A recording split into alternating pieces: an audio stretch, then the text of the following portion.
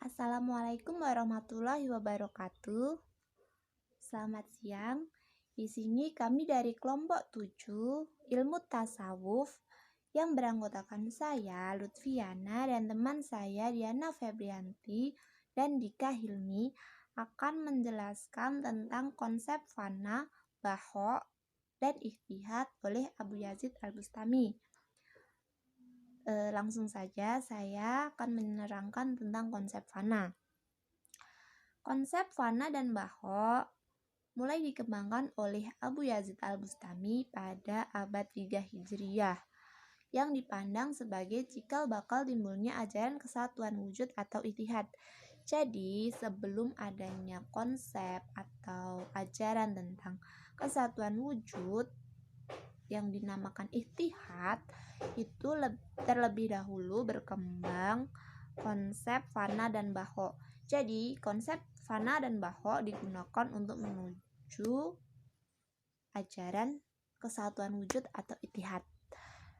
Langsung saja, menurut bahasa, fana berarti hilangnya wujud sesuatu.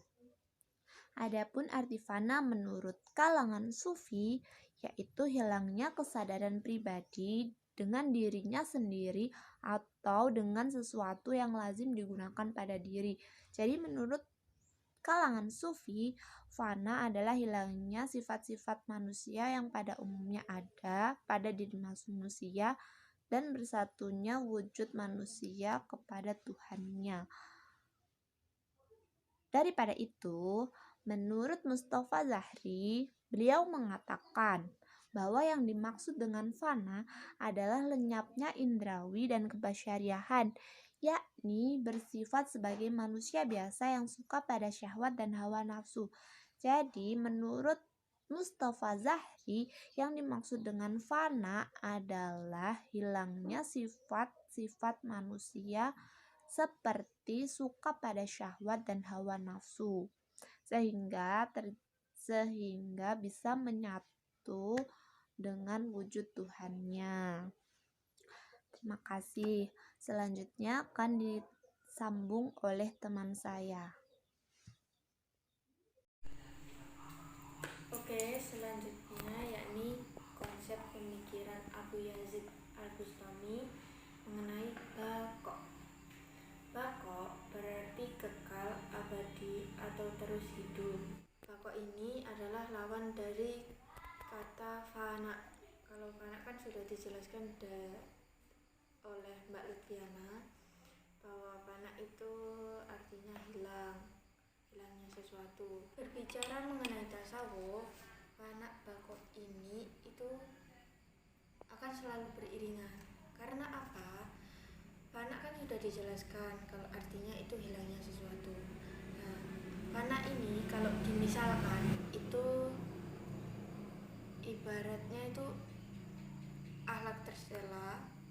Pemisalannya itu bisa akhlak tercela, perilaku negatif, perilaku jelek, terus kita itu masih, kalau berbicara tentang nafsu ya, itu lebih ke kita itu masih dalam nafsu itu, nafsu amarah dan nafsu lawamah. Kemudian setelah fana itu kita bisa mengkondisikan diri dengan istilah fana ini, nanti akan munculnya baqo.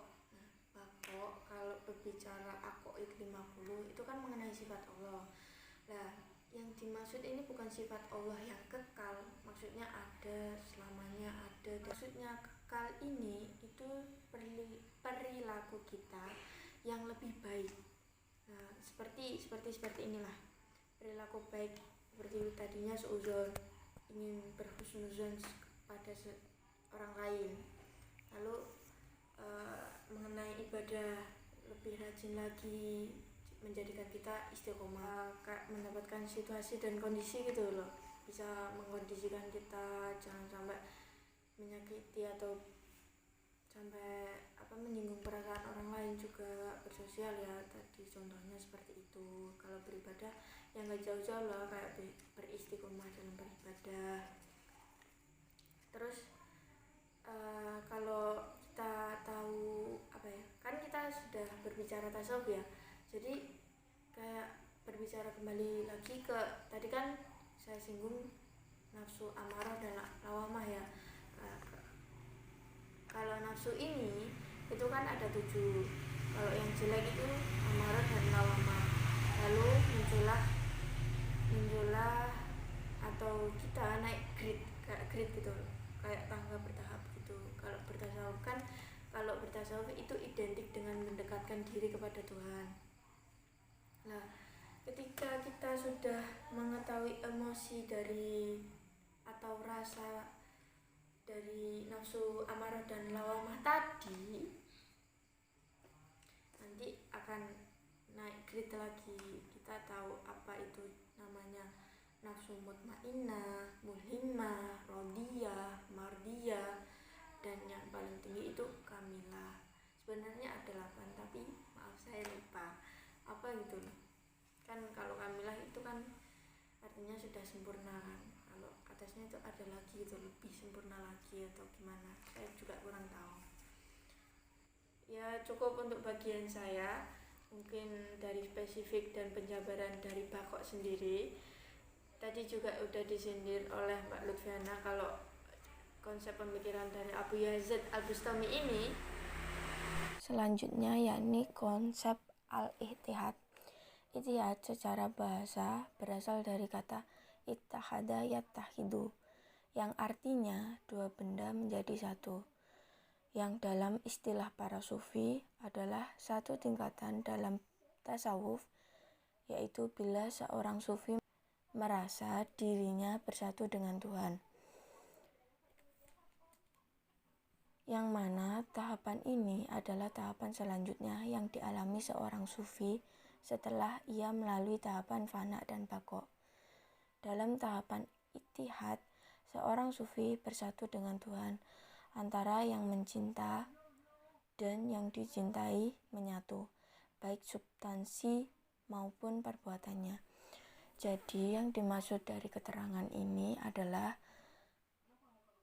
seorang sufi tersebut atau orang yang bertasawuf tersebut sudah mencapai titik dalam aqaid, itu disebut sifat yang pertama, yakni sifat wujud.